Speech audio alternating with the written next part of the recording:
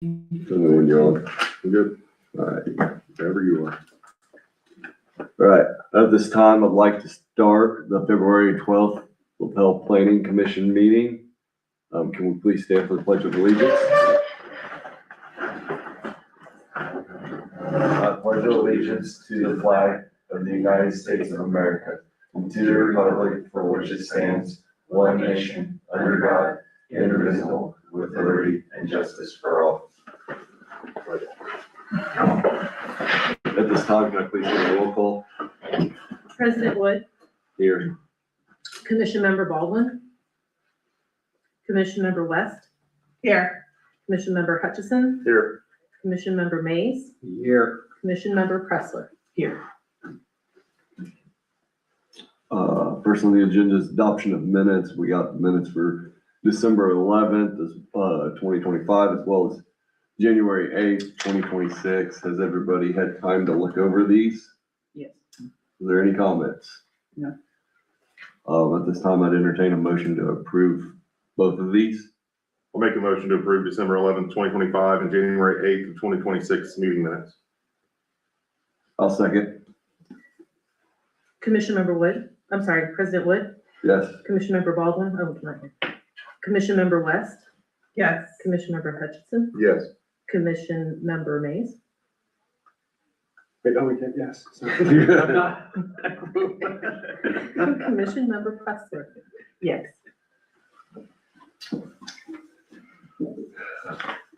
Next on the agenda considerations. Is there anything anybody would like to add or change on the agenda tonight? No. All right, this time I'd like to open it up for public comment. Doesn't look like we have public comment. There is no old business, there's no new business, therefore we're skipping down to the planning commission discussion for the planning administrator report. Alrighty, so I believe it was last week, I received a application for a administrative plat here in town. The Lee Farms property over on the far eastern edge of town on State Road 38. They're wanting to split off the house from the rest of the farms, or the rest of the farm area. Well, where is this at on 38? It's like, I think their property line is like the eastern edge of Lapel. So it's like, Okay, I guess it's probably the southeastern corner. okay, I think maybe the bottom edge of their property is 700. Like it might be really that okay. extreme corner.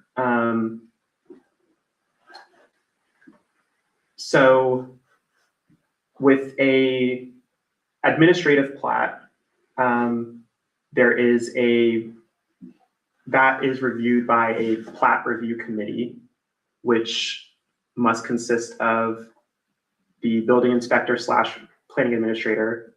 The ordinance says directly building inspector, but the definition of building inspector and the definition of planning administrator reference each other. So I think it could be either Dennis or I. And then 2 members of the plan commission. So 2 of you will need to be either volunteer or voluntold So I think, to be on this I think we already had this. plat review committee. This is what's her name that you replaced? And then Oksana, thank you. And then me and, I'm so bad with names tonight. Sorry, I got a headache, so I'm not thinking. Who's not here? Andrea and I were on that Okay. together. And we would review one evening through the week. We Okay, would just so meet. if that's the arrangement that you have, that's fine. I just didn't know if we already had that, and like the ordinance doesn't say anything about like how long people serve on that. No, so. I don't know that end. That was just like, we've really only met like maybe 2 or 3 times. Yeah, So, yeah. So, I mean, if if you're good with still being on the committee, we can. That's fine. You might send out an email with me and Andrea, because I'm not sure if Andrea is still Knows. okay or not. Yeah, or if she even remembers. Remembers. Okay, so I'll email the two of you and we'll figure that one out. As far as BZA case updates, there had been a BZA application submitted for a variance of use, but that application has been withdrawn, so there are no pending BZA applications at this point. No other development updates. Administrative matters. A few meetings ago, I had mentioned that I wanted to add a place on our application forms for requesting an address assignment and or create a form for a standalone form for address assignments for properties that already exist but don't have an address. And so I've gone through and done that finally. I've sent the forms for you guys to take a look at. So I am requesting approval to begin using those new forms, the new updated forms and the new address assignment form. One second, I'll bring it back up. I knew you said, what was it that you changed? Because I didn't get you. So yes, so what I sent was one new form, that's the address assignment request form. And that one's pretty simple. It just has the property information, and then if there's any related cases, and then the owner and applicant information, as well as the affidavits. I also changed the BZA application, the rezone PUD application, the site development plan application, and the subdivision application. For each of those, basically in the header where the property information is, I added a checkbox that just says this property doesn't have an address and needs one. Additionally, I added in the for office use only box, there's now an option there for if a person wants to pay with card when they pay their application fee, that we can check that. And did we come up with the address assignment? Did we put a price on that, or are we just doing it? no, we haven't discussed putting a fee on that yet.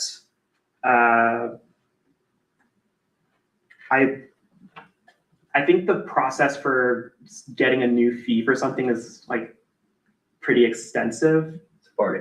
So We'll just leave that one alone. so I wasn't sure what you were thinking. yeah, I mean, I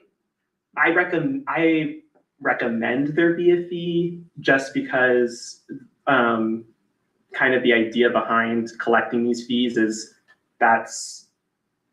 ideally that's how the town is paying me. Like, you would want to have your fees so that the time I spend reviewing the applications Pays for it. is paid for by the fee. That obviously helps out the town's budget. And so, I think my hourly rate is like a little over 100. So that would be like I would say the lowest I would, because I don't spend a lot of time on address assignment applications. There's not a lot of work to do there. It's just, let's do some math, check the surrounding addresses, draw up a map that shows all that stuff, and then send it out. So it's not a huge thing. So like 100 is kind of what I would suggest as far as a fee goes, but we can have that conversation at a later date. I think there's other fees, because I know last time when I sought approval for the right-of-way vacation application, we talked about a fee then, and we hadn't actually, because I didn't know that there was more drawn out process for getting a fee, for getting a new fee or updates to the fee schedule. I hadn't actually planned for going through that whole process, and so that fee I don't think ever got imposed. So at some point we can collect maybe both of those fees, and maybe at that point we're also looking at the other fees that we're charging, and sort of do a kind of comprehensive fee schedule update at that point. So stay tuned for that. Any questions? I have a question. How much of the fee assignment for a new address would the county be involved with? So county Kind of at a county level? County doesn't have any sort of involvement on address assignment in town. In town, okay. Yeah. We vote on those. Right, I just wanted to make sure, like, we as a town didn't have a fee associated at a county level per se. Oh, yeah, no. I mean, the only cost there is, well, no, actually, that's not even a cost, because I was gonna say it would be recording the new address, but that's Right. just, I send an email to USPS and tell them this is the new address. I send an email to the county assessor's office and a few others and say, we signed a new address. And So nice. Back in the day, things were done a little different. I got to pick my number for my own house, and then I had to call USPS and tell them I had an address. So things have changed. And I was not on this board, so I had no part in any of it. This time I'd entertain a motion to approve the changes and the additional documents that were presented tonight. I make that motion. I'll second it.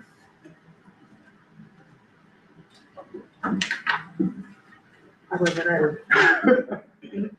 President Wood, Yes. Commission Member West, Yes, Commission Member Hutchison, Yes. Commission Member Mays, Yes. Commission Member Presley. yes. Next on the agenda is code enforcement case updates. This one's usually you, if you know of any, For Diane. or Diane might know some. I didn't have any news at this time. Okay, Thank you, Diane. either one of you guys is someone from town. All right, well, before I adjourn the meeting, I did want to congratulate or welcome our new member here. Yeah. Sorry, I meant to do that at the beginning. You're all right. Our next meeting is March 12th. At this time, I'd like to make a motion to adjourn. I have a couple quick questions. Oh, And if yes, it's out sorry. of order, I sincerely apologize, new kid here. I just wondered what the protocol would be to perhaps get, copies of your report before the meeting, that a way? oh yeah, you can just, if you want copies before the meeting, Yeah. I'd be happy to send them. Oksana never, never left me instruction, and that was something you're that she fine. usually sent. Yeah, And so but if it's something you want, I can send it, yeah. okay, excellent. And then, just so I can help follow along with me being new and trying to learn as best as I can, I would just like to try and have the best shot of being as educated as I can before I come to a meeting. So I appreciate that information. And then my second question is, based on the open door law, there was not any sort of a notice of this meeting posted. And so therefore it's a violation because there was not a 48-hour notice, like outside the door or at town hall 2 days ago. So I just wanted to see if I could perhaps maybe help with posting that. There wasn't anything posted on Facebook. My understanding of that is It doesn't apply to planning. that if the meeting, because we have a regular calendar of meetings and that is shared, Okay.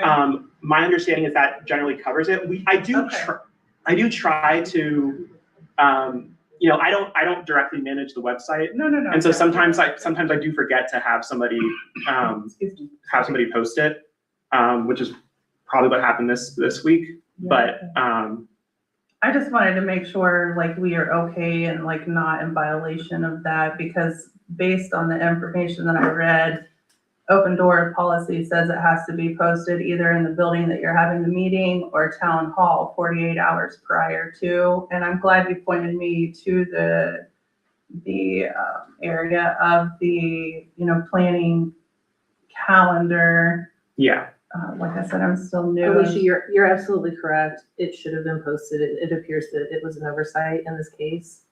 yeah. So we can consult with our attorney and see if we need to reconsider the actions we took tonight, Okay, and we'll do so if necessary. okay. I Thank you just for bringing that up. saw that and like saw it at 4 o'clock today and I was like, oh no. To be honest with you, I didn't know if it's required or not because of the. Yeah, I think the Indiana code is kind of confusing in the notifications department, but we'll definitely check and make sure. Best practices, even if we have a scheduled meeting, we should still put the 48-hour notice out. And yeah, I think just, it was an oversight this one time, but I'll look into, like Jenny said, whether or not we're gonna have to reevaluate and revote at our next meeting on approving minutes and approving the changes to the forms just based off of that lack of notice. Yeah. It wasn't intentional. No, I know that. And if I can help out, let me know. I'll be glad to help, like push stuff out or like post stuff out here. Just holler at me. I'll be happy to like run up and grab it from town hall and slam it on the door down here. However I can help, just let me know. Okay. I'd be happy to help you. Thank you. Yeah, I mean, if you're posting stuff on, when I send the agenda, because I do try to send that a week before, feel free to just mention that there's gonna be a meeting next week, Is or that okay from a that probably won't cover the legal standpoint. perspective? That probably won't cover the legal, cover it legally, but, I mean, I think it's always a good idea to make sure people are aware when there's a meeting going on. Right. Is it okay for me as a on the planning commission board to be able to do that? Because I don't want to, you know what I'm saying? I don't want to speak on the behalf of the board, but yet we're not supposed to use our own personal, any sort of social media to post anything. So I don't want to violate that aspect. Right, I don't recall what the previous notice, what the status quo was for what we were putting out notice. Teresa was typically handling those. Do you happen to know? At the beginning of the year, at the last meeting, did you vote on your schedule for the year? Okay, so at the beginning of the year, we ask our firm to create a document that has the meetings for the entire year. It would appear to me that something did not occur. One of the steps did not occur. Right. So we do have a process. It typically works very well. That's posted. And then before the meetings, 48 hours, we always make sure to have an agenda posted as well. Okay. Which has the information for the notice of the meeting included too. If this, I mean, it just appears that there was an oversight. Yeah. I just wanted to make sure what was permitted, permissible, if I could help, and just make sure we're on the right side of things. Okay, thank you. Yeah, appreciate it. Is there anything else? I'm good, thank you. At this time, the next meeting being March 12th, I'd like to make a motion to adjourn the meeting. Second. All in favor? Aye. Thank you. Good. You don't have to do the commission. Thank you.